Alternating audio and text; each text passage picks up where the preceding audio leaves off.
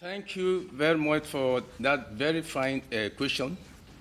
The issues of agriculture extension, let me say this, is you cannot transit from crude farming to commercial agriculture to scientific agriculture without extension. It is not possible. So because extension is the game changer, this I need to say. The next thing I want to let you know is that for any nation, except the agri sector is fixed, whatever thing we are fixing remain unfixed. Because agriculture, matters of agriculture are matters of life. A nation is what the citizens eat. And a hungry citizen of any nation cannot develop any nation. So going back to the question you asked, how do you get the farmers to adopt the technologies that are available? Let me say this. Technologies are products of research. And so the role of extension is to be sure that the findings from the research institute are developed into a knowledge product that the farmers can understand, the farmers can practice, the farmer can use, and can teach. And so that's the role of extension. It's just like the national grid, if you are familiar with the value chain. Power that is generated at the national grid is not useful to anybody, and until it passes through transmission. The word transmission is that it goes through transformers until it's brought back to a point where the end user can now plug his phone, can plug his, that is how it works. So the findings from our research institutes are not useful to the farmers until it passes through extension, where it is repackaged, it is rebranded to the form even the grammar can understand and use. Having said this, now for a technology to be adopted by the farmers, it must be appropriate. It must be relevant. It must be useful. The farmer should be able to know that that product, that technology is better than what he used to know. And I want to say this, that a good product sells itself. A good market sells itself.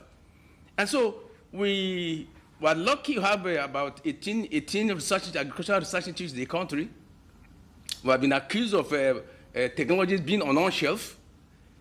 So how do you move this product from the shelf to the farmer? And that is the place of extension. I'm happy what Professor Cook told about is that extension has been neglected immediately the World Bank funding ended in the 90s, the mid-90s. And the agriculture is on concurrent list. Extension actually is done at the state because the extension structure is in the state, the ADPs, like Prof just said. And so the state must wake up and pay attention to extension because you cannot transform agriculture without extension. That's the truth of the matter. Now, luckily for us, we now have the local government funding that has improved by the present administration, and it's a good development.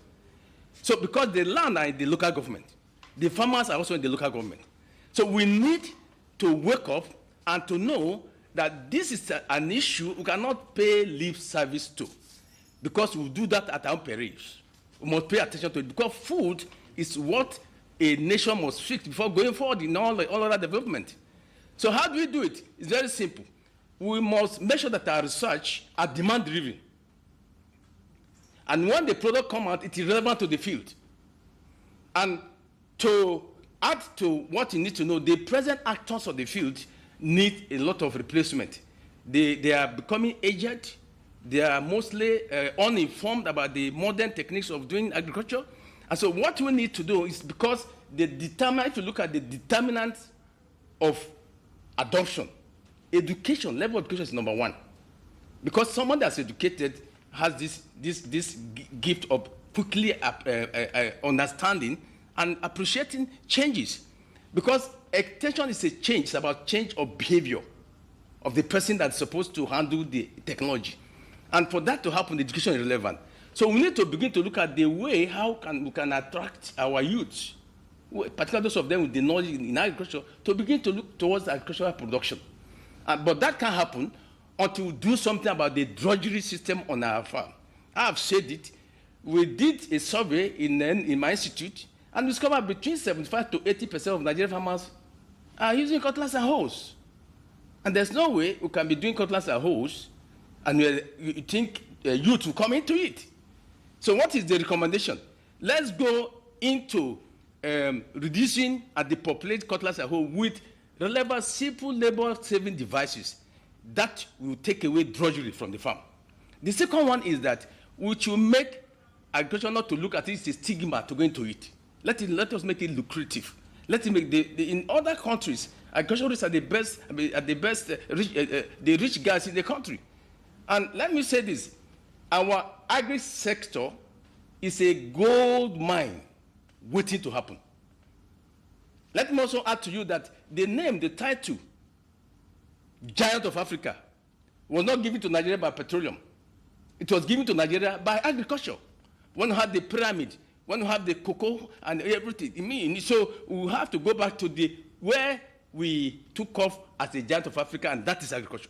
It is the mainstay of our economy even up to today. We should not be deceived. So we have to make our research relevant by funding it, making sure that the output of research are relevant to the field, and that can only happen when we do it demand-driven. And by the time the product comes out, the farmers can pick it, can use it, can practice it, can teach it, and the country is good to go. That is what I want to say.